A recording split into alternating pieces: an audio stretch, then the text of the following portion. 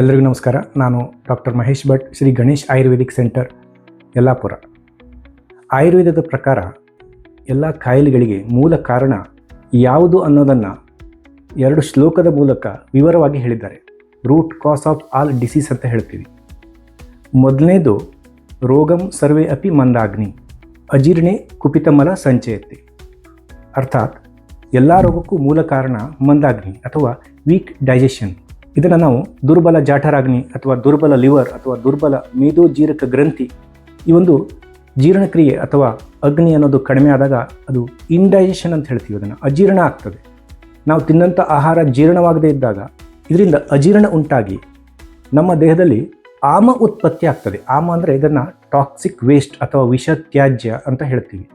ಈ ವಿಷತ್ಯಾಜ್ಯ ಅಥವಾ toxic waste ಅಥವಾ ಆಮದಿಂದ ಈ ಆಮ ಅನ್ನೋದು ಕುಪಿತ ಮಲ ಸಂಚಯತೆ, ಅಂದರೆ ನಮ್ಮ ದೇಹದ ಎಲ್ಲ ಭಾಗದಲ್ಲೂ ಕೂಡ ಇದು ಸಂಚಯವಾಗ್ತದೆ, ಶೇಖರಣೆಗೊಳ್ಳುತ್ತದೆ. 2ನೇ ಶ್ಲೋಕದಲ್ಲಿ ಏನು ಹೇಳಿದ್ದಾರೆ ಅಂದರೆ ಸರ್ವೇಷಾಣಾಂ ರೋಗಾಣಾಂ ನಿಧಾನಾಂ ಕುಪಿತ ಮಲ ಅಂತ ಹೇಳಿ. ಅಂದರೆ ಎಲ್ಲ ರೋಗಕ್ಕೂ ಮೂಲ ಕಾರಣ ಈ ಕುಪಿತ ಮಲ ಅಥವಾ ಟಾಕ್ಸಿಕ್ ವೇಸ್ಟ್ ಅಥವಾ ಆಮ. ಉದಾಹರಣೆಗೆ ಈ ಟಾಕ್ಸಿಕ್ ವೇಸ್ಟ್ ಅನ್ನೋದು ನಮ್ಮ ರಕ್ತದಲ್ಲಿ ಸಂಚಯವಾದಾಗ ಅಥವಾ ಶೇಖರಣೆಗೊಂಡಾಗ ಇದನ್ನು ನಾವು ಕೊಲೆಸ್ಟ್ರಾಲ್ ಅಂತ ಕರಿಬೋದು.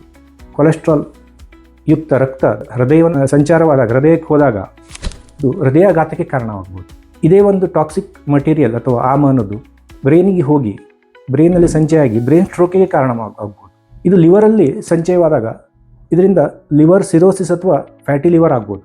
ಕಿಡ್ನಿಯಲ್ಲಿ ಸಂಚಯವಾದಾಗ ಕಿಡ್ನಿ ಸ್ಟೋನ್ ಅಥವಾ ಕಿಡ್ನಿ ಫೇಲಿಯರ್ ಆಗ್ಬೋದು.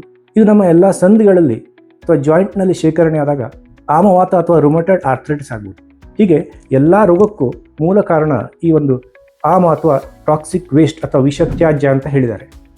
ಹಾಗಾದರೆ ಈ ಒಂದು ಟಾಕ್ಸಿನ್ನ ನಮ್ಮ ದೇಹದಿಂದ ಹೊರಗಡೆ ಹಾಕೋದು ಹೇಗೆ? ನಮ್ಮ ದೇಹವನ್ನು ಡಿಟಾಕ್ಸ್ ಮಾಡೋದು ಹೇಗೆ? ಅದಕ್ಕೆ ಪರಿಹಾರ ಏನು? ಮೊದಲನೇದಾಗಿ ಚೆನ್ನಾಗಿ ನೀರು ಕುಡಿಯೋದು. 3-4 ಲೀಟರ್ ನೀರು ಕುಡಿಬೇಕು. ಇದರಿಂದ ನಮ್ಮ ದೇಹದಲ್ಲಿರುವಂಥ ಟಾಕ್ಸಿನ್ ಅಥವಾ ಏನು ವಿಷತ್ಯಾಜ್ಯ ಇದೆಯಲ್ಲ, ಇದು ಮೂತ್ರದ ಮೂಲಕ ಹೊರಗೆ ಹೋಗ್ತದೆ. 2ನೇದಾಗಿ ಬಿಸಿಯಾದ ನೀರನ್ನು ಕುಡಿಯೋದು, ಹಾಟ್ ವಾಟರ್ ಕುಡಿಯೋದು. ಇದನ್ನು ಉಷ್ಣೋದಕ ಅಂತ ಹೇಳ್ತಾರೆ. ಇದರಿಂದ ಜೀರ್ಣಕ್ರಿಯೆ ತುಂಬ ಚೆನ್ನಾಗಿ ಆಗಿ ಅಗ್ನಿ ಜಾಸ್ತಿಯಾಗಿ ಈ ಟಾಕ್ಸಿನ್ ಅಥವಾ ಆಮ ಅನ್ನೋದು ಉತ್ಪತ್ತಿ ಆಗೋದು ಕಡಿಮೆ ಆಗ್ತದೆ. 3ನೇದಾಗಿ ಫೈಬರ್ ಯುಕ್ತ ನಾರಿನಾಂಶ ಇರುವಂಥ ಆಹಾರವನ್ನು ಜಾಸ್ತಿ ತೆಗೆದುಕೊಳ್ಳಬೇಕು. ಆಲ್ಕೋಹಾಲ್ ಮತ್ತು ಇತರ ದುಶ್ಚಟಗಳಿಂದ ದೂರ ಇರಬೇಕು. ಜಂಕ್ ಫುಡ್, ಅತಿಯಾದ sweet, processed food, packed food ಮತ್ತು ಔಟ್ಸೈಡ್ ಫುಡ್ಡನ್ನು ತೆಗೆದುಕೊಳ್ಬಾರ್ದು.